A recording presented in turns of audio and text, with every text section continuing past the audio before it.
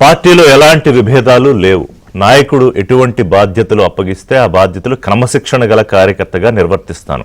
కేటీఆర్కి party నాయకత్వ బాధ్యతలు అప్పగిస్తే సంతోషంగా ఆయన కింద పనిచేస్తాను. ఇది బీఆర్ఎస్ సీనియర్ నేత బీఆర్ఎస్ ముఖ్య నాయకులు ఒకరైన హరీష్ రావు తాజాగా నిన్ననే చేసిన కామెంట్స్. ఇది ఈ సందర్భంలోనే కాదు, ఆయన ఇచ్చిన క్లారిటీ ఈ మధ్య అనేక సందర్భాల్లో ఈ క్లారిటీ ఇవ్వాల్సిన పరిస్థితి వస్తోంది. ఎందుకు వస్తుంది? ఎలకతుర్తి సభ తర్వాత 25 ఏళ్ల రజతోత్సవ సభ తర్వాత అక్కడ కేవలం పార్టీ అధినేత బీఆర్ఎస్ అలాగే వర్కింగ్ ప్రెసిడెంట్గా ఉన్న కేసీఆర్, కేటీఆర్ వీళ్ళిద్దరి ఫోటోలే ఉన్నాయి దాదాపు జైంట్ సైజుల్లో. ఎక్కడా హరీష్ రావు పిక్చర్స్ ఇమేజెస్ ఏం కనిపించలేదు. ఆ మాటకొస్తే కవిత ఫోటోలు కూడా లేవు. సో వాళ్ళిద్దరికీ ప్రాముఖ్యత రావడంపై కొంత ఇటు హరీష్ వర్గంలోనూ కొంత కవిత వర్గంలోనూ కూడా కొంత అసంతృప్తి ఉంది. అది చాలా స్పష్టంగా అనేక సందర్భాల్లో బయటపడుతోంది. కానీ ఇది కేవలం ఒక వర్గానికి సంబంధించిన సోషల్ మీడియా, ఒక వర్గమే ఉందిలేండి, కాంగ్రెస్ పార్టీకి సంబంధించిన సోషల్ మీడియా విస్తృతంగా చేస్తున్న ప్రచారం బీఆర్ఎస్లో లేని వాటిని ఉన్నట్టు, ఉన్న వాటిని లేనట్టు ఒక లోకలోకలో గందరగోళం సృష్టించి కాస్త కేడర్లో అయోమయం కల్పించాలని చేస్తున్న ప్రయత్నం అని హరీష్ రావు అన్నారు. సరే, కొన్ని విమర్శలు కూడా చేశారు ముఖ్యమంత్రికి సంబంధించి, రెగ్యులర్గా చేసే పొలిటికల్ విమర్శలు. అయితే ఇక్కడ హరీష్ రావుని తక్కువ చేయడానికి పార్టీలో ఒక ప్రయత్నం జరుగుతోంది అని చెప్పి హరీష్ వర్గం తీవ్రంగా చేస్తున్న కొన్ని విమర్శలు అంతర్గతంగా బయటికి మాట్లాడకపోయినా, ముఖ్యంగా ఎలకతుర్తి సభ పూర్తిగా కేటీఆర్ చుట్టూనే తిరిగింది. బాధ్యతలన్నీ కూడా ఆయనకే అప్పచెప్పారు, ఎంతో సక్సెస్ఫుల్గా సభ చేశారని. జనరల్గా అలాంటి సభలు ఏదన్నా ఆపరేషన్స్ ఉంటే నాయకుడు హరీష్ రావుకి అప్పచెప్తూ ఉంటారు, ఆయన చాలా సక్సెస్ఫుల్గా చేస్తారు. కానీ ఈసారి అది జరగలేదు. ఇక కుమార్తె, కేసీఆర్ గారి కుమార్తె ఎమ్మెల్సీ కవిత, వారు తాజాగా చేస్తున్న కామెంట్స్ మేడే సందర్భంగా భౌగోళిక తెలంగాణ సాధించుకోగలిగాం కానీ సామాజిక తెలంగాణ రావాల్సి ఉంది, సాధించుకోలేకపోయామనే కామెంట్స్ మీద తీవ్రమైన చర్చ జరిగింది. 10 ఏళ్ల అధికారంలో మీరే ఉన్నారు, మరి భౌగోళిక తెలంగాణ వచ్చి సామాజిక తెలంగాణ రాలేదంటే అది ఎవరు ఫెయిల్యూర్ అని ఇటు బీజేపీ కాంగ్రెస్లో ఆఫ్ కోర్స్ అడుగుతాయి, సహజంగా వచ్చే ప్రశ్న అది. దాంతోపాటుగా ఈ మధ్య ఎక్కడికి వెళ్ళినా కవిత గారు సీఎం సీఎం అనే నినాదాలు కూడా బాగా వినిపిస్తున్నాయి. ఆవిడేమి వాటిని ఏం ఖండించట్లేదు. అలాగే నిన్నో మొన్నో ఎవరో సోది చెప్పే ఆమె కూడా మీరు సీఎం అవుతారు అంటే కూడా జై తెలంగాణ నిందించారు కవిత. సో దాని సందర్భంగా కూడా కొన్ని కామెంట్స్ వచ్చాయి. అంటే అంతర్గతంగా పార్టీలో ఏదో జరుగుతోంది, కొంత అన్రెస్ట్ ఉంది, అది బయటకు కనిపించట్లేదు అని. అయితే ఇదంతా సోషల్ మీడియా, అధికార పార్టీ సోషల్ మీడియా లేకపోతే బీజేపీ తాలూకా సోషల్ మీడియా చేస్తున్న ప్రయత్నంగా కొట్టిపారేసినా కూడా ఆగదు కదా. పార్టీలో ఏదైనా మొదలైతే అది ఎంతవరకు వెళ్ళిపోయిందంటే కవిత చాలా అసంతృప్తిగా ఉన్నారు, ఒక కీలకమైన పదవి కోసం చూస్తున్నారు, ఇవ్వట్లేదు.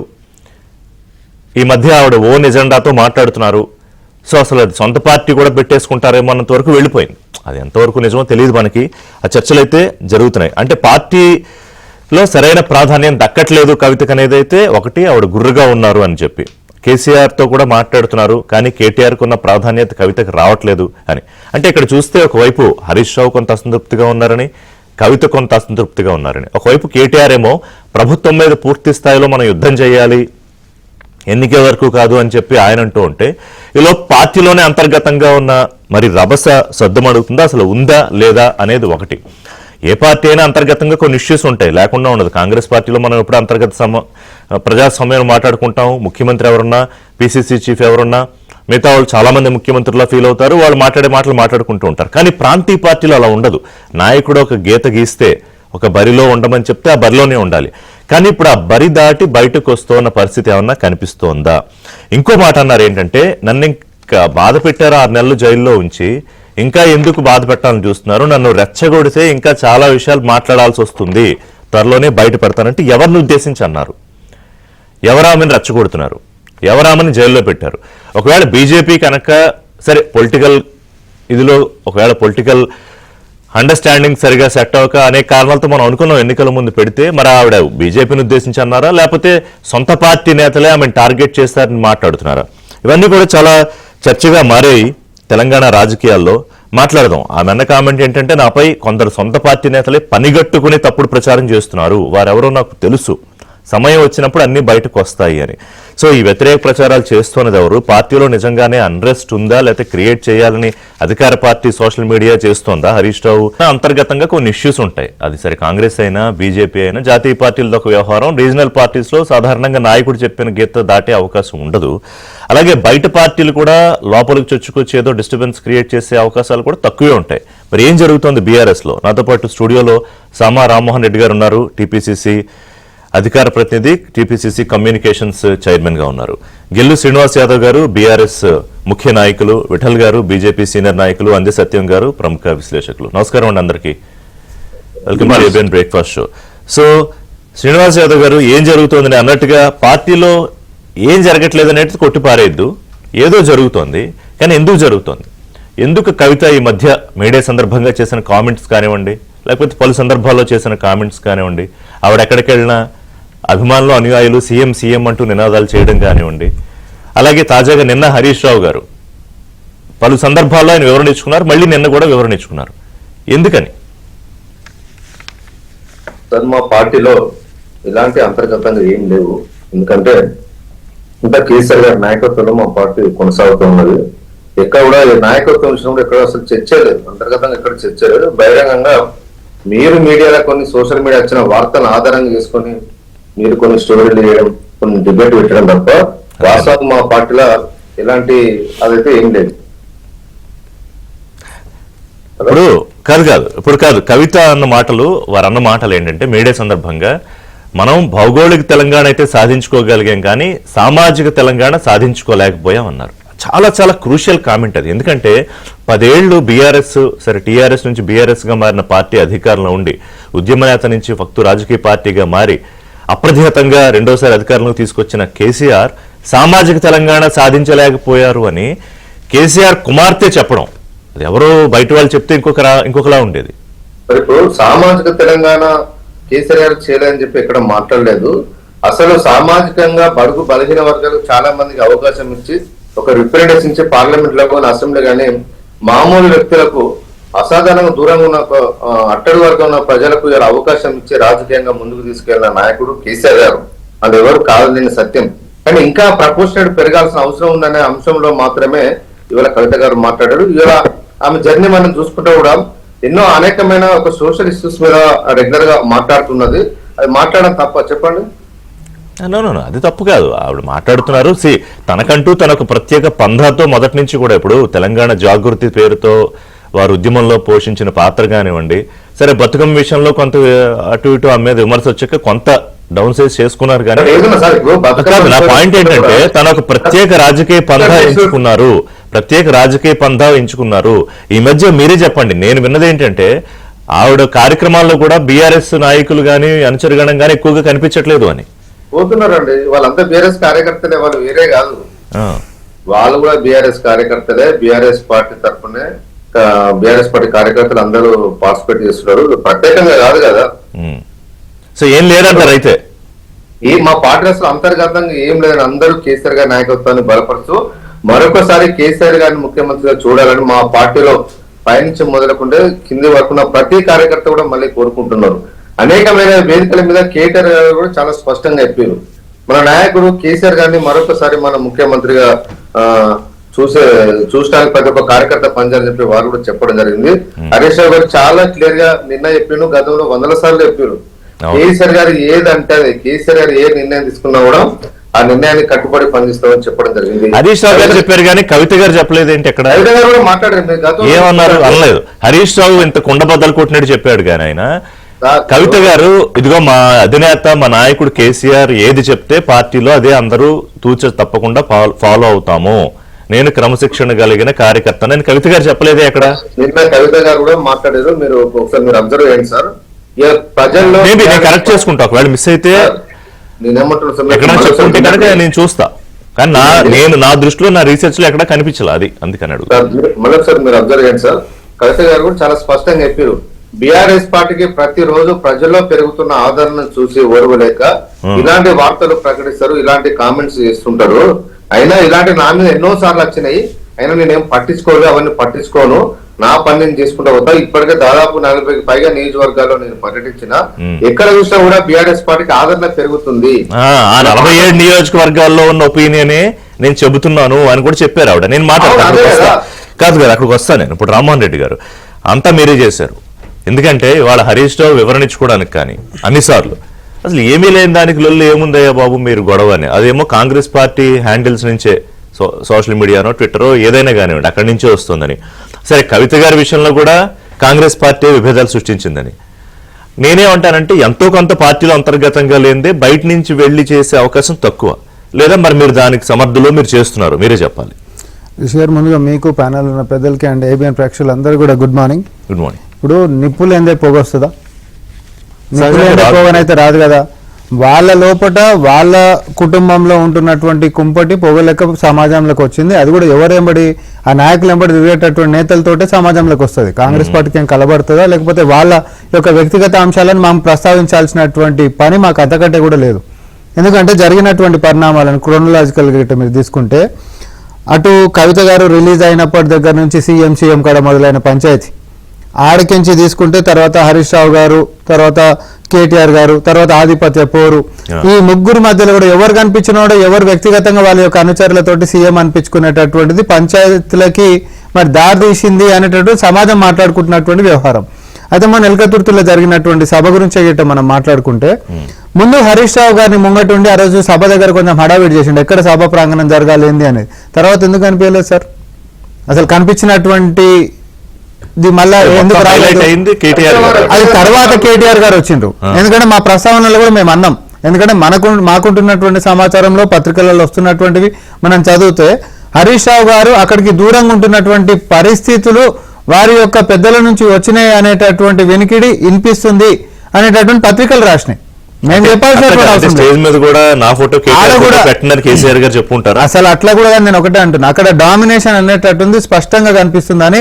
కవిత గారి ఎంట్రన్స్ కంటే ముంగట కూడా పాట విషయంలో కూడా కవిత గారి గురించి పాపం పాట పాడేటటువంటి ప్రయత్నం చేసి అందులో స్టేజ్ కిందికి వెళ్ళగొట్టినటువంటిది కానీ, తర్వాత వేదిక సరే తెలంగాణని అవమానపరుస్తూ ఏ తెలంగాణ పెద్దలతో అమరవీరులను గుర్తు చేసేటటువంటి ఏ ఒక్క సందేశం లేకుండా కేవలం కుటుంబ సభ్యుల్లో కేసీఆర్ గారిని కేటీఆర్ గారిని మాత్రమే వేదిక మీద పెట్టుకున్నటువంటి బీఆర్ఎస్ పార్టీ, ఎందుకంటే వాళ్ళ వ్యక్తిగత పార్టీ, అది వాళ్ళ కుటుంబ పార్టీ కాబట్టి పెట్టుకుంటారేమో, తెలంగాణకు సంబంధం లేనటువంటి పార్టీ.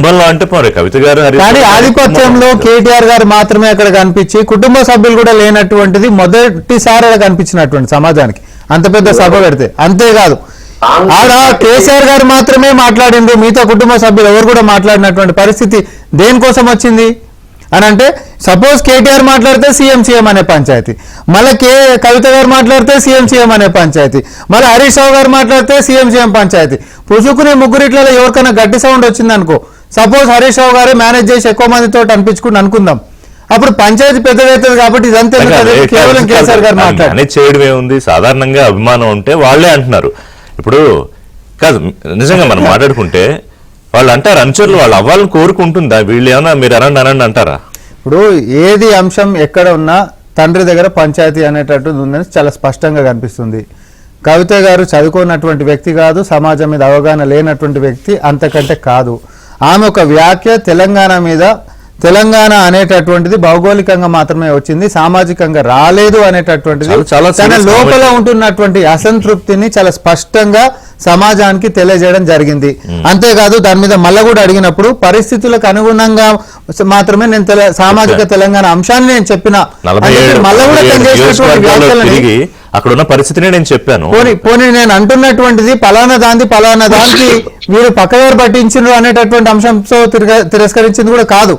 ఎస్, నేను సామాజిక విషయాలని పరిస్థితుల్లోకి తీసుకొని నేను ఆ యొక్క అంశాన్ని అన్నా అని చెప్పి మళ్ళీ కూడా దాన్ని ఎక్నాలెడ్జ్ చేసిండు కవిత గారు. నేను అనేది ఏంటిది అనంటే, 10 సంవత్సరాల్లో భౌగోళిక తెలంగాణ సాధ్యమైందే తప్ప సామాజిక తెలంగాణ సాధ్యం కాలేదు అనేటటువంటి యొక్క వ్యాఖ్య వెనుకల కేవలం కవిత గారి యొక్క అసంతృప్తి మాత్రమే కనిపిస్తా ఉంది. అంతేకాదు ఇప్పుడు మొన్న జాతకం చెప్పించుకునే దగ్గర కూడా సీఎం అనిపించుకునేటటువంటి పరిస్థితికి వచ్చిండ్రు.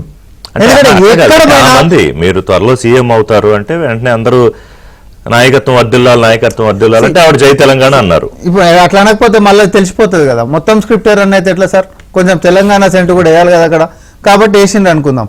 కానీ నేననేది ఏంటిది అని అంటే, వాళ్ళ కుటుంబంలో ఏదైనా పంచాయతీలు ఉండొచ్చు, అది తెలంగాణ సమాజానికో మేలు చేసేటటువంటిది ఇంకోటో ఏం కాదు. కాకపోతే పరిస్థితులను గిట్ట మనం గమనించుకుంటే కేసీఆర్ గారి తర్వాత, ఎందుకంటే ఆ రోజు వేదిక మీద వెల్కమింగ్ స్పీచ్ దాంట్లో కూడా మరి మాట్లాడినప్పుడు ఎర్రబల్లి గారితో మాట్లాడిపిస్తే కేటీఆర్ గారి పేరు తీయాలి, సదా యాక్సిడెంటల్ గా జరిగింది అనుకుందాం. కానీ కేసీఆర్ గారి యొక్క నోటి నుంచి కేవలం కేటీఆర్ గారి పేరు మాత్రమే వచ్చింది. వేదిక మీద ఫోటో కూడా కేవలం కేటీఆర్ గారి.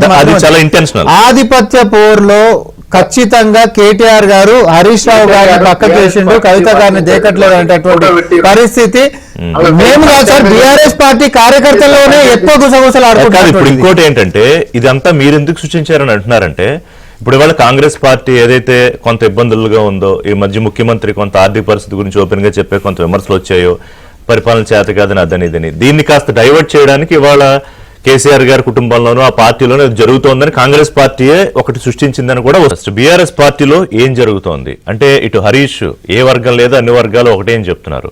కవిత చేస్తున్న కామెంట్స్ చూస్తుంటే తను ఒక ప్రత్యేకమైన పంథాలో వెళుతున్నారా అనిపిస్తోంది. కేటీఆర్ గారేమో అందరూ కలిసి ఇప్పుడు ఈ ప్రభుత్వం మీద ఎలా పోరాటం చేయాలో సంసిద్ధం కండి అని పిలుపునిస్తున్నారు. రైట్, విఠల్ గారు, ఇప్పుడు సామాజిక తెలంగాణ, ఆర్థిక అసమానతల ఈ రెండు విషయాలు అంటే ప్రధానంగా ఇప్పుడు చర్చ జరుగుతోంది. ఏంటంటే ముఖ్యంగా కవిత గారు లేవనెత్తిన అంశాలు కూడా.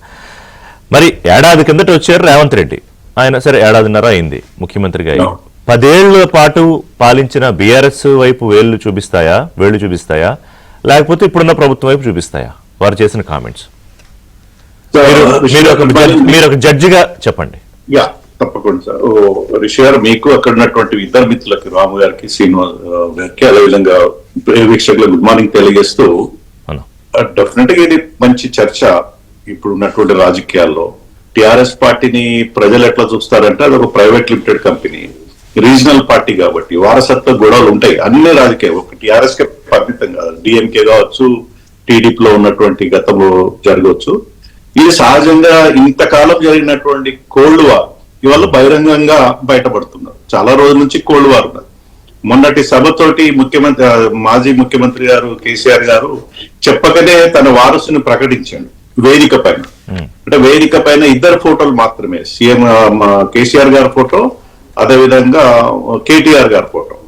సో అక్కడ సహజంగా హరీష్ రావు గారు కనిపించలేదు, కవిత గారు కనిపించలేదు.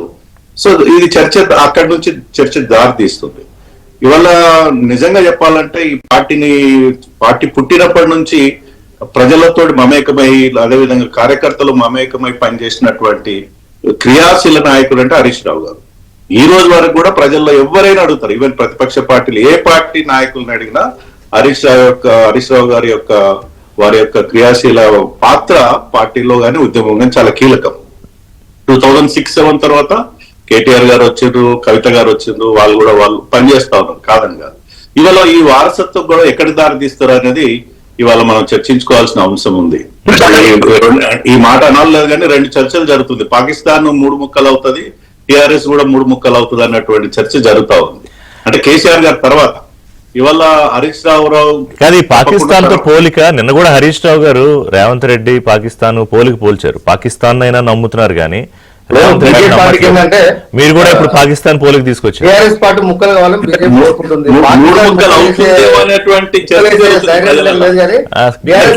కేసీఆర్ గారు నాయకుడు ఉన్నంత సేపు హరీష్ రావు గారు ఏమన్నారు మాకు బాగా తెలుసు వారి మనస్తత్వం. కేసీఆర్ గారు ఎప్పుడైతే రిటైర్ అవుతారో అప్పుడు ఈ 3 ముక్కలు అయితే ఇంకా సంతోష్ గారు ముంగట అన్నాడు. కేసీఆర్ గారు ఉన్న రోజులు ముంగట అన్నాడు, అంతే తప్ప వెనకాల అనేది అంటేనే ఉంటాడు. సో సహజంగా ఇవాళ సామాజిక న్యాయం, ఇప్పుడు ఈ మాట మీరు అడిగిన ప్రశ్నకు వస్తున్నా రిషి గారు, ఇవాళ నిజంగా సామాజిక తెలంగాణ అనేది 10 ఏళ్లలో సాధించాల్సింది కదా. మరి కవితమ్మ గారు అప్పుడు ఎప్పుడైతే రాంగ్ ట్రాక్ లో పోయింది, ఒకే కుటుంబం నుంచి 5-6 మంది కీలకమైన పాత్ర ఉన్నప్పుడు ఆ రోజే కవితమ్మ ప్రశ్నించి ఉంటే డెఫినెట్ కవితమ్మకు ఉండేది. ఎగ్జాక్ట్లీ 10 ఏళ్ల తర్వాత ఇప్పుడు మౌనంగా ఉండి జైలు పోయించిన తర్వాత బయట 3 విషయాలు మాట్లాడుతుంది. ఒకటి సామాజిక తెలంగాణ గురించి మాట్లాడుతుంది, బీసీల హక్కుల గురించి మాట్లాడుతుంది, ఉద్యోగుల హక్కుల గురించి ఈ 3 మాటలు కూడా ముఖ్యమంత్రి గారు తన ఫాదర్ ముఖ్యమంత్రి గారు ఉన్నప్పుడు మాట్లాడింటే డెఫినెట్ గా ఆమెకు ఒక బ్రహ్మనాథం కట్టేది ప్రజలు.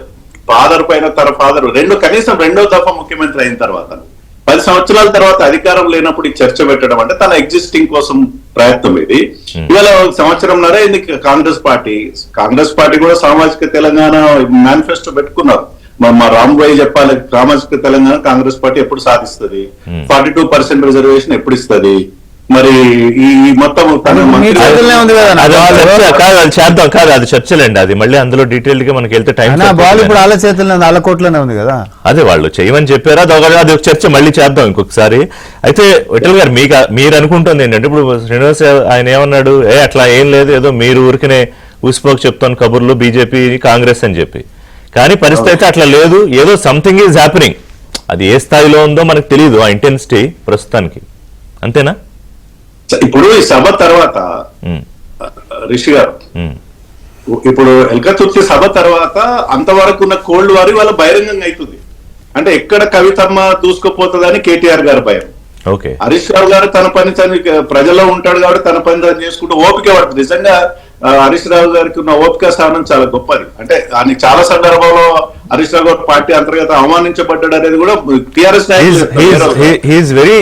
Very stable and very stable, చాలా మెచ్యూర్డ్ గా, చాలా ఓపిక స్థానంతో ఉంటున్నాడు. వారి యొక్క పత్రిక టీఆర్ఎస్ పత్రిక నమస్తే తెలంగాణలో హరీష్ రావు గారిని కొన్ని సంవత్సరాలు బ్యాన్ చేశారు రిషి గారు. హరీష్ రావు గారు కొన్ని సంవత్సరాల తరబడి స్టేట్మెంట్ గానీ ఫోటో ఏమంటారు శ్రీనివాస్ గారు, ఏమంటారు? ఇక్కడ కూడా ప్రాధాన్యం తగ్గారండి. నువ్వు పేపర్ చూసినా, టీవీ చూసినా, ఇక్కడ చూసినా కూడా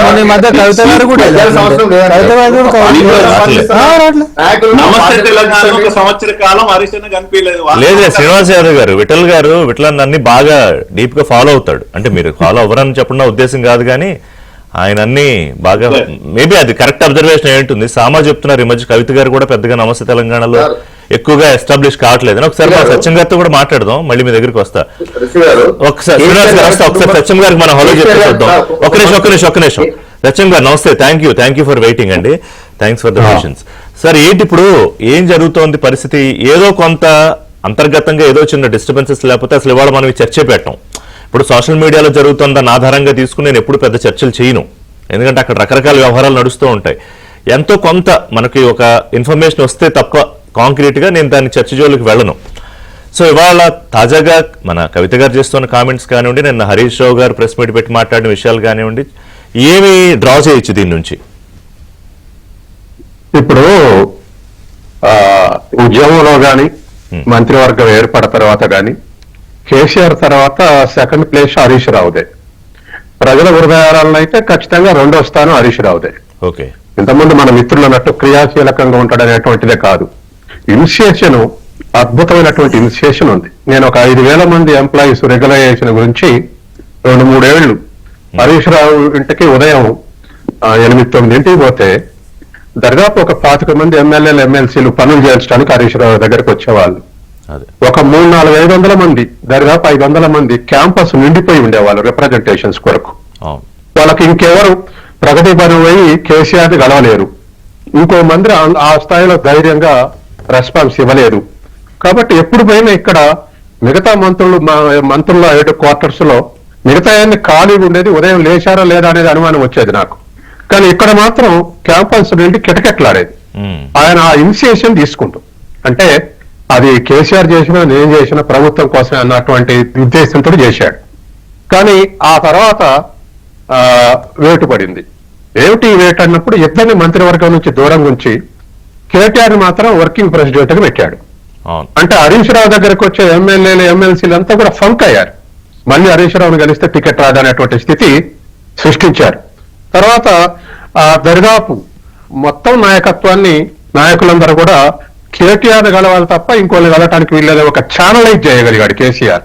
కేటీఆర్ దగ్గరికి మొత్తం నాయకులందరినీ ఛానలైజ్ చేశాడు. ఇది హరీష్ రావు నిర్వహించినటువంటి పాత్రకు ఆయనే షాక్ అయి ఉంటాడు. ఆయన గెలుద్దాం అనుకున్నటువంటి వాళ్ళకు కూడా షాకింగ్, మనలాంటి అబ్జర్వర్స్ కూడా షాకింగ్ న్యూస్ ఇది. ఆ తర్వాత నేను ఒక 1 నెల రోజులు కరీంనగర్ జిల్లాలో తిరిగా ఒక పని మీద.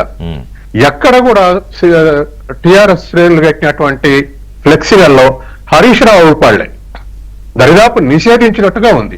ఎక్కడ కూడా చిన్న పెద్ద ఫ్లెక్సీలు లేదు. అంటే ఆనాటి నుంచి ఈనాటి వరకు కూడా హరీష్ రావుని పాత్రను తగ్గించడానికి, ఖాదరు చేయడానికి, పార్టీలో తన స్థాయిని తగ్గించడానికి కుటుంబంలో ఈ రిహార్సల్ జరుగుతుంది. ఇది వాస్తవం. ఇప్పుడేదో సోషల్ మీడియా లేకపోతే ఇప్పుడేదో నిన్నే వాళ్ళ డెవలప్మెంట్ కాదు. ఆనాటి నుంచి నేను క్లీన్ గా అబ్జర్వ్ చేసుకుంటూ వస్తున్నా. తర్వాత ఆయన ఇనిషియేషన్ ఎట్లుందంటే అప్పట్లకప్పుడు ఫోన్లు చేసేవాడు, మంత్రులు కూడా ఫోన్లు చేయించుకొని పని చేయించుకునే వాళ్ళు. డైరెక్ట్ పోయినటువంటి వాళ్ళకు కూడా నేను పోయిన రిప్రజెంటేషన్స్ కు డైరెక్ట్ సీఎంకే ఇనిషియేషన్ చేసి జీవో ఇప్పించగలిగాడు, రెగ్యులరైజేషన్ జీవో. అంత ఇనిషియేషన్ ఉంటది. అది ఖచ్చితంగా పార్టీకి లేదా ఆయనకు కానీ అది ఒక పెద్ద ఎసెట్, ఆయన క్రియాశీల తత్వం. అది పొడుగుతో నడుస్తున్నటువంటి క్రమంలో హరీష్ రావును కంట్రోల్ చేయటం అనేది ఒక ఆబ్జెక్టివ్ అయిపోయింది కేసీఆర్ ఫ్యామిలీకి. అది ఇప్పటి వరకు నడుచుకుంటూ వచ్చేది. ఇప్పుడు మొన్న జరిగినటువంటి హనుమకొండ సభలో కూడా ఖచ్చితంగా మన మిత్రులు అన్నట్టుగా ఓపెన్ గానే హరీష్ రావు ఎప్పటికప్పుడు మా అధినేత కేసీఆర్ ఆయన గీసిన గీత నేను దాటను, కేటీఆర్ నాయకత్వం అప్పగిస్తే ఆయన కింద నేను పనిచేస్తాను ఆయన చెప్పుకునే పరిస్థితి అనేక సందర్భాల్లో వచ్చింది. మరి ఆయన కూడా నమ్మకం కలగకపోతే ఎట్లా? అది ఆయన్ని కార్నర్ చేస్తా ఉంటే ఆయనకు తెలుసు. అది కార్నర్ చేస్తా ఉంటే దానికి ఆన్సర్ ఏమిటి అంటే ఒబిడియన్సే. అంటే నేను ఇంకా కమిట్మెంట్, నేను కేసీఆర్ తోటే కేసీఆర్ బాట నడుస్తున్నటువంటిది దానికి మించిన ఆన్సర్ లేదు. నా క్రియాశీలత పాత్ర ఇవ్వలేదు అని అనలేడు, నేను కూడా కుటుంబ సభ్యులు అనలేడు. నన్ను మాట్లాడినేవ్వండి. కాబట్టి ఇవాళ సభలో కూడా ఖచ్చితంగా హరీష్ రావు పాత్ర తగ్గించబడి చూపెట్టబడింది. ఇక రెండో వైపు ప్రజల్లో కూడా కేసీఆర్ స్థానం అన్నది హరీష్ రావుదే. ఇప్పుడు మనం ఏ ట్రెండ్ మనం సర్వే చేసినా లేకపోతే ఏ ట్రెండ్ మనం స్టడీ చేసినా ఆయనదే రెండో స్థానం. కానీ ఆ పార్టీలో విత్ ఇన్ ది పార్టీ మాత్రం ఆయన కంట్రోల్ చేయడానికి ప్రయత్నాలు నిరంతరం జరుగుతున్నాయి. ఇప్పుడు కూడా జరిగింది అదే. ఇక మనం కవిత విషయానికి వచ్చినప్పుడు జాగ్రత్తలు పనిచేస్తున్నప్పుడు లేకపోతే మహిళలను సమీకరిస్తున్నప్పుడు ఎంత అప్రిషియేట్ చేశారు. అట్లాగే ఎంపీగా కూడా ఢిల్లీలో ఇనిషియేషన్ కానీ పార్లమెంట్ లో కానీ బయట కానీ అంతా చురుకుగా ఉన్నప్పుడు ఎవరు నెగిటివ్ లేరు. కానీ పార్లమెంట్ ఓడిపోగానే ఎమ్మెల్సీ ఇస్తే వ్యతిరేకత వచ్చేసింది, ప్రజల్లో వ్యతిరేకత వచ్చింది. టీఆర్ఎస్ మీద కేసీఆర్ కుటుంబం మీద కూడా వ్యతిరేకత వచ్చింది. వీళ్ళ సొంత పార్టీలో అప్పుడేమి అన్రెస్ట్ లేదా? అప్పుడు వ్యతిరేకత పార్టీలో ఏ అన్రెస్ట్ ఉన్నా ఎవరు మాట్లాడరండి. పార్టీలో మాట్లాడేంత డెమోక్రటిక్ లేదు.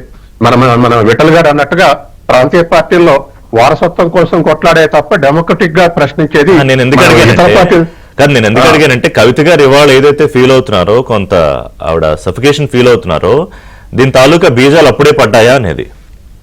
లేదండి, ఆవిడకు ఇవాళ మన లిక్కర్ స్కామ్ నుంచి బాగా డిమోరలైజ్ అయి ఉంది. ప్రజల్లో కూడా అప్పుడున్నంత స్థానం లేదు. కాబట్టి సస్టైన్ కావటానికి ఈ ఒకటి. రెండోది నేనేమనుకుంటున్నంటే ఈ మన సామాజిక తెలంగాణ అనగానే ఇది ఒక warning signal to the KTR family అనుకుంటున్నాను నేను. ఎందుకంటే ఇదే వారసత్వం కాదు, మీరు పంచుకోవటం కాదు, సామాజిక తెలంగాణ. కాబట్టి మిగతా వాళ్ళు కూడా క్లెయిమ్, ఇందులో బీసీలు, ఎస్టీలు, ఎస్టీలు కూడా ఉన్నారు. వీళ్ళని కాదని మీ ఇష్టమే కాదు ఒకరినొకరు ట్రాన్స్ఫర్ చేసుకోవడానికి ఒక వార్నింగ్ సిగ్నల్ కూడా ఇందులో ఉందని.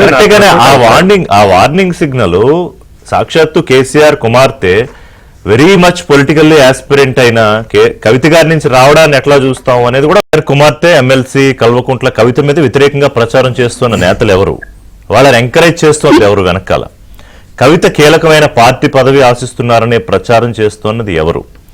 47 నియోజకవర్గాల్లో పర్యటన చేసిన తరువాత మాత్రమే ఖచ్చితమైన అభిప్రాయంతోనే సామాజిక తెలంగాణ కామెంట్ చేశానని దాన్ని మళ్ళీ రూఢీకరించారు. అదేదో పొరపాటున చేసిన మాట అని అనలేదు కవిత గారు. అలాగే నన్ను రెచ్చగొడితే ఇంకా గట్టిగా స్పందిస్తాను అని ఎవరిని హెచ్చరించారు శ్రీనివాస్ యాదవ్ గారు? ఇవన్నీ ఎవరికి హెచ్చరికలు చేశారు కవిత గారు? పార్టీకి సంబంధించిన సోషల్ మీడియా ఇవాళ దుష్ప్రచారం చేస్తుంది. ఎందుకంటే కవితక్క అనేక సందర్భాల్లో కూడా ఇవాళ ఇక్కడ కూడా ప్రభుత్వాన్ని చాలా ఎదుపున పెట్టే మాటలు ఎదుపున పెట్టే కార్యక్రమం తీసుకోవడం కానీ చేస్తుంది.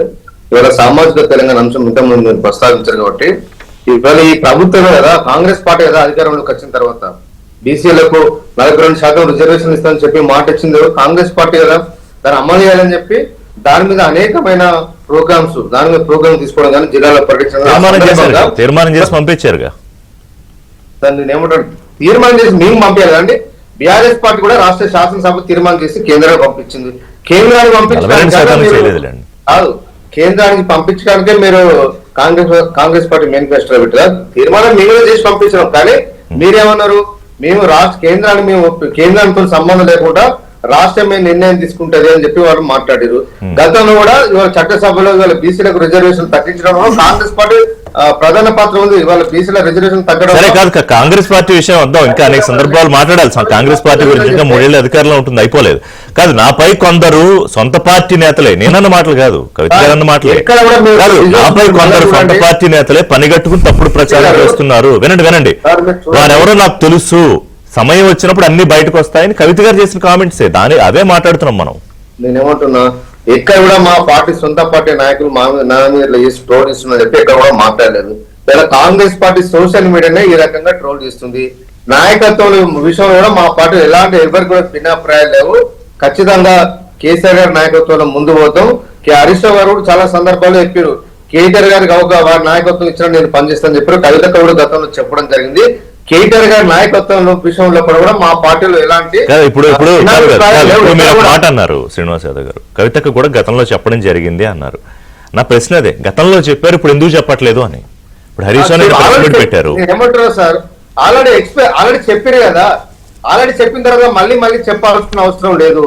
ఇవాళ కావాలని చెప్పే ఇవాళ కాంగ్రెస్ పార్టీ సోషల్ మీడియా కుటుంబంలో ఏదో జరుగుతుందన్న అనే దాని మీద ప్రజలకు తీసుకెళ్లి ఎందుకు కాంగ్రెస్ పార్టీకి ఏమొస్తుంది దాని వల్ల? సార్ వినండి సార్, ప్రజా సమస్యలను పక్కన పెట్టేదా తప్పించే విధంగా ఇవాళ వేరుస్తున్నారు. ఇవాళ కొంతమంది section of social main stream మీద కూడా అదే పని ఉంది. ఇవాళ కవితకు మనం ఒక ప్రెస్ మీట్ పెట్టింది, ఆ ప్రెస్ మీట్ సందర్భంగానే మీరు ఇవన్నీ ట్రోల్ చేస్తా ఉన్నారు, ఇవన్నీ డిబేట్ జరుగుతున్నారు. ఏమన్నారు? కాదు, మేము ట్రోలింగ్ చెయ్యం, మేము చర్చలు మాత్రమే చేస్తాం. ట్రోలింగ్ చేసేది అది వేరే. సార్ ఇప్పుడు రకరకాల ఎపిసోడ్లు పెట్టి మీరు ప్రచారం చేస్తారు సార్. మీరని కాదు, మెయిన్ స్ట్రీమ్ మీడియా ఎవరైనా కానీ, మీడియా కావచ్చు ఎవరైనా కావచ్చు, ఎవరికైనా అది వర్తిస్తాయి. కానీ కేసీఆర్ కుటుంబంలో మాత్రం ఇక్కడ ఎలాంటి భిన్నాభిప్రాయాలు లేవు. ఇవాళ కాంగ్రెస్ పార్టీ ఇచ్చిన హామీలను డైవర్ట్ చేయడానికి ఇలాంటి సోషల్ మీడియాను, వాళ్ళ సొంత సోషల్ మీడియాను వేదిక చేసుకుని మా పార్టీ నాయకుల పైన వ్యక్తిగతంగా ఇవాళ ట్రోల్స్ చేస్తా ఉన్నారు. సరైన పద్ధతి అని చెప్పి ఎన్నోసార్లు చెప్పారు. గతంలో హరీష్ రావు గారు చెప్పి వారు కూడా డీజీ కూడా కాంప్లైంట్ ఇవ్వడం జరిగింది. చెప్పిన తర్వాత ఇంకా దాని మీద చర్చ ఎందుకండి? చర్చ ఎందుకు అంటే చర్చ చెయ్యాలి. ఇప్పుడు దాని మీద బీఆర్ఎస్ నాయకులు మాట్లాడడానికి ఇష్టపడుతున్నారా లేదా అనేది మీరు వచ్చారు, మాట్లాడారు, వెల్ ఐ అప్రిషియేట్. కొంతమంది మాట్లాడడానికి ఇష్టపడకపోవచ్చు, కానీ చర్చ ఆగదు కదా. ఇప్పుడు మనం మాట్లాడడానికి మనం లేనంత మాత్రాన జరిగే చర్చ జరగకుండా పోదు. ఇవాళ ఏబిఎన్ చర్చ పెట్టినా పెట్టకపోయినా ఇంకో చోట చర్చ జరుగుతుంది, ఇంకో చోట చర్చ జరుగుతుంది. శ్రీనివాస్ యాదవ్ గారు మీకు తెలియదు కాదు, రైట్? సో మళ్ళీ తిరిగి నాకు అర్థమవుతుంది ఏంటంటే, నాపై కొందరు సొంత పార్టీ నేతలే పనిగట్టు ప్రచారం చేస్తున్నారని కవిత గారు. చూడండి ఒకసారి విజువల్ చూడండి, సొంత పార్టీ నాయకులు నా మీద ప్రచారాలు ఇస్తున్నారు, ఎవరు ఇస్తున్నారు నాకు తెలుసు అని చెప్పి ఎక్కడ మీరు మాట్లాడుతున్నారు. కాకపోతే ఒకసారి మీరు విజువల్స్ మీరు ప్లే చేయండి. కాదు ఇంకొకటే కాదు, నేను త్వరలో రెచ్చగొడితే ఇంకా వాస్తవాలు కూడా బయట పెడతానంటే ఎవరి గురించి పెడతారు? ఒకటి కాంగ్రెస్ పార్టీ గురించి ఎలాగో రోజు మాట్లాడతారు మీరు, అన్ని బయట పెడతానన్నారు. మరి రేవంత్ రెడ్డి గారి గురించా లేకపోతే కిషన్ రెడ్డి గారి గురించా? నేను అనుకోవచ్చు మనకు కనిపిస్తా ఉన్నది. ఎందుకంటే ఎంతసేపు బీఆర్ఎస్ పార్టీలో కుమ్ములాటలు జరగాలి, మేము ఆనందపడాలి, ప్రజల దృష్టిని మళ్లించాలి, కాలం ఎలాగేయాలనే ఆలోచన ఇవాళ కాంగ్రెస్ పార్టీకి ఉన్నది. ఇవాళ 42% రిజర్వేషన్ అమలు చేయకుండా ఇవాళ స్థానిక సంస్థల్లో ఎన్నికలు పెట్టకుండా ఇవాళ తాత్సారం చేస్తున్న ఎవరండి? ఇవాళ కాంగ్రెస్ పార్టీ. కేటీఆర్ గారు బీసీలకు సంబంధించిన అంశం మీద సరే తర్వాత మీరు మళ్లించడానికి చేస్తున్న ప్రయత్నం అని బీఆర్ఎస్ ప్రతినిధి శ్రీనివాస్ గారు చెప్తాడు ఆయన. ఎందుకంటే ప్రభుత్వాన్ని ఇరుకునబెట్టే వ్యాఖ్యలు కవిత గారు చేస్తుంటే వీళ్ళేమో తప్పుదారి పట్టించాడు కాదు, తండ్రిని ఇరుకునబెట్టేటటువంటివి వాళ్ళ సొంత ఇరుకునబెట్టేటటువంటి వ్యాఖ్యలు కవిత గారు.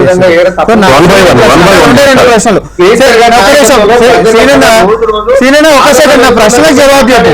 ఈ పంచాయతీ మేము పెట్టింది ఏం కాదు, మీ ఇంటి పంచాయతీ మీరు బజార్లోకి వచ్చిందే, మేము పెట్టింది కాదు, మాకు సంబంధం లేదు, మాకు అంతకంటే కూడా అవసరం లేదు. మీ పంచాయతీలు మీరు లోపల ఏమైనా చేసుకోండి, మాకు అవసరం లేదు. వాస్తవానికి చర్చ పెట్టింది కాబట్టి మేము మాట్లాడుతున్నాం.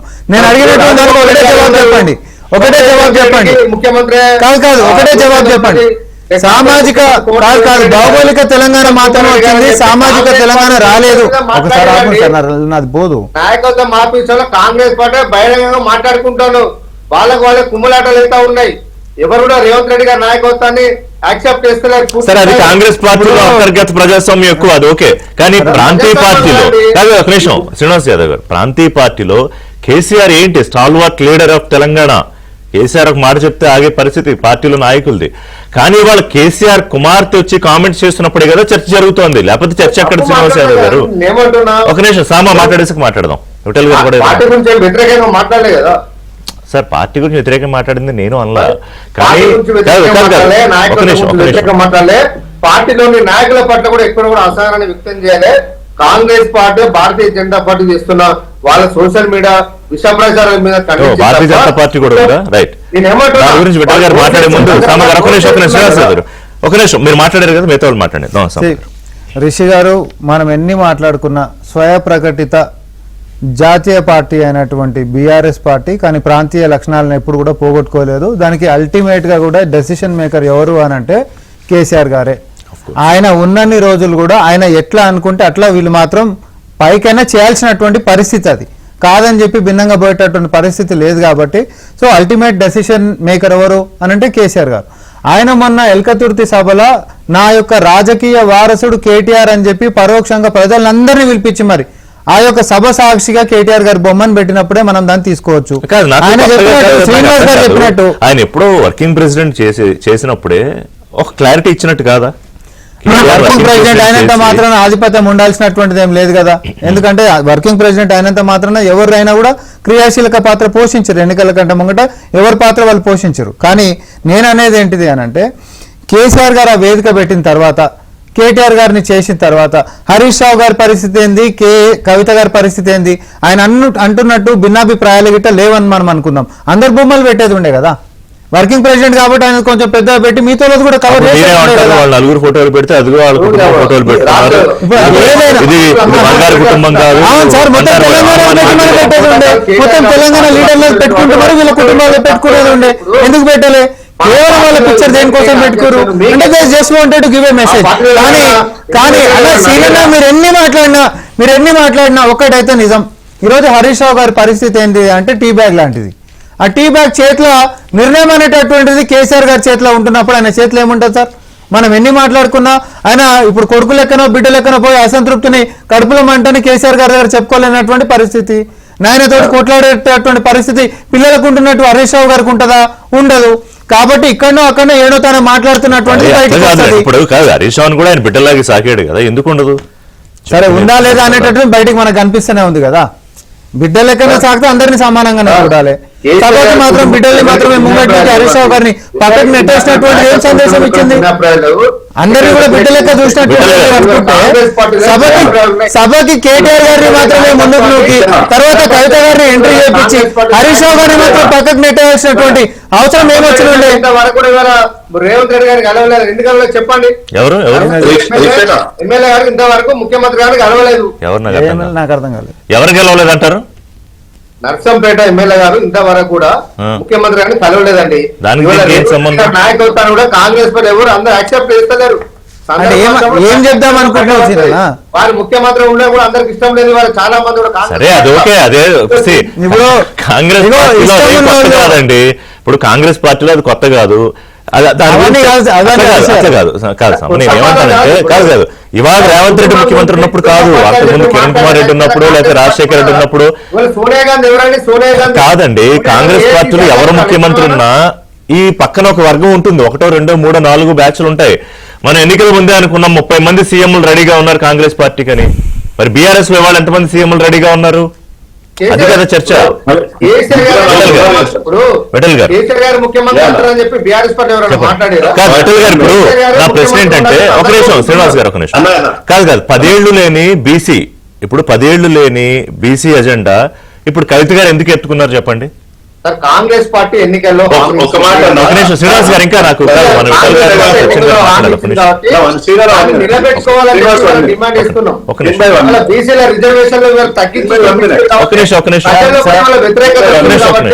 అందుకనే వాళ్ళ సామాజిక మాట్లాడండి.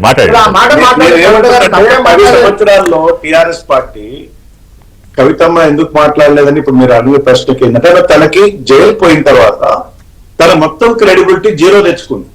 ఆ క్రెడిబిలిటీని మళ్ళీ పునర్నిర్మించుకునే ప్రయత్నంలో భాగంగానే వాళ్ళ బీసీల గురించి మాట్లాడుతుంది, సామాజిక తెలంగాణ గురించి మాట్లాడుతుంది.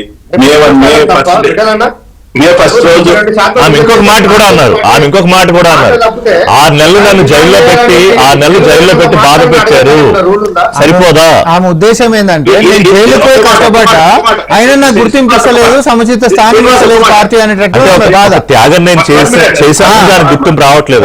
నేను జైలుకు పోయినా, మీతో ఎవరైనా జైలుకు పోయిరా కుటుంబంలో? నేను జైలుకు పోయి మరీ బయటకు వచ్చిన అంటే నేను ఎక్కువ కష్టం చేసిన, నాకు సముచిత స్థానం పార్టీ ఇస్తలేదు అనేటటువంటి బాధ అన్నది. నువ్వు జైలుకు పోయే పరిస్థితి వచ్చింది కాబట్టి పార్టీ ఓడిపోయింది అనేటటువంటి వాదన మిగతా కుటుంబ సభ్యులది. కేసీఆర్ గారు బిడ్డ కాబట్టి వాళ్ళు ఇన్ని మాట్లాడుతుంది. బయట మా గెల్లు శ్రీనివాస్ లేకపోతే ఇంకెవరు ఎక్స్వైజెడ్ బీసీ నాయకులు ఇంకెవరు సామాజిక తెలంగాణ నుంచి మాట్లాడితే 24 hours లో పార్టీ నుంచి బర్తరఫ్ చేస్తారు.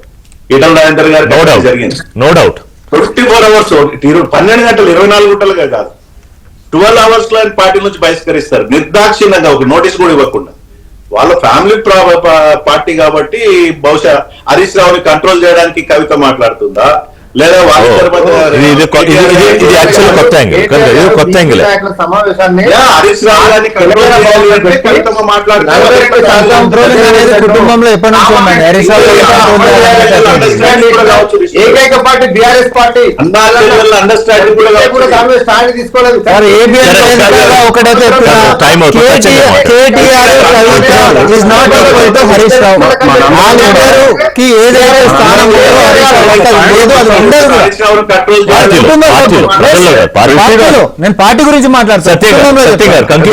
కాదు ఒకటి చెప్పండి. ఇప్పుడు హరీష్ రావు గారు ఒకటి కాదు ఒక యాంగిల్ విఠల్ గారు చెప్పింది ఏంటంటే హరీష్ రావు గారిని కంట్రోల్ చేయడానికి కవిత గారు కేటీఆర్ గారు ఒకటే కవితలా మాట్లాడుతున్నారని ఒక యాంగిల్ ఎస్టాబ్లిష్ చేశారు. మళ్ళీ ఇప్పుడు నేను ఇంతకుముందు చెప్పాగా ప్యారలల్ గా ఒక ఎక్సర్సైజ్ నడుస్తుంది.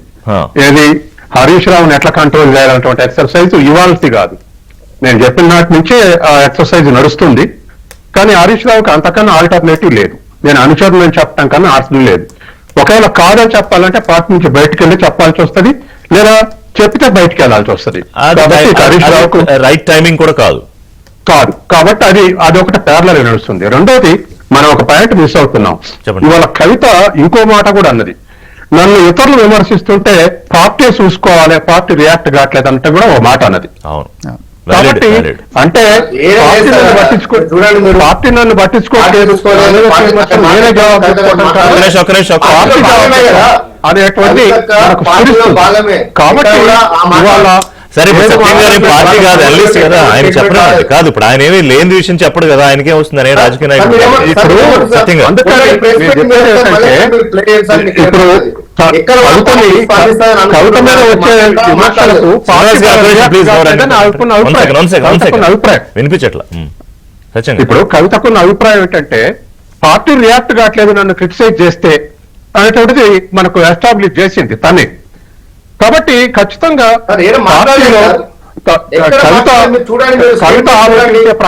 కవిత ఆలోచిస్తున్నటువంటి ప్రకారం పార్టీ ఆలోచించట్లేదు, అందుకే భిన్నాభిప్రాయాన్ని ప్రకటిస్తారు. సో ఇప్పుడు సత్యం గారు మీరు ఒకటి చెప్పండి. ఇప్పుడు ఇది I think this is high time. అంటే పూర్తిగా ఏదో బయట పడిపోయారని అంటలేదు, కానీ వివాదాలు పెరగకుండా సర్దుమణగాలంటే ఇదే రైట్ టైం. మరి ఇప్పుడు కేసీఆర్ గారు దీని మీద ఏమన్నా రెస్పాండ్ అయ్యి ఇక ఇలాంటివి లేకుండా చూసే అవకాశం ఉంటుందా? అదర్వైజ్ కవిత గారు తను ఏదో ఒక పంథా నిర్దేశించినట్టు కనిపిస్తోంది. నేనేమి సోషల్ మీడియాలో వస్తున్న ప్రచారాలు ఆవిడ పార్టీ పెడతారు అదేదో నేనేం అంటలేదు. శ్రీనివాస్ గారు అంటారు కదా, అనలేదని కవిత గారు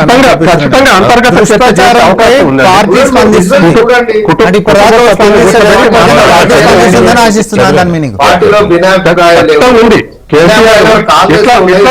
ఇట్లనే నలుగురు 4 మాటలు ఇంకో 4 సార్లు మాట్లాడితే పార్టీ క్రెడిబిలిటీ తగ్గుద్ది.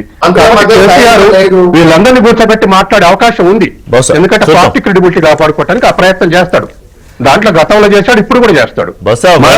అంటే ఒకవేళ కవిత గారు ఇంక మాట్లాడట్లేదు ఈ రకంగా అంటే కనుక మీరన్నట్టు పిలిచి మాట్లాడినట్టే. హరీష్ రావు గారు చెప్పాల్సింది ఎలాగో చెప్పారు. ఒకవైపు కేటీఆర్ గారు పోరాటానికి సిద్ధమవుదాం ఉంటున్నారు ప్రభుత్వం మీద.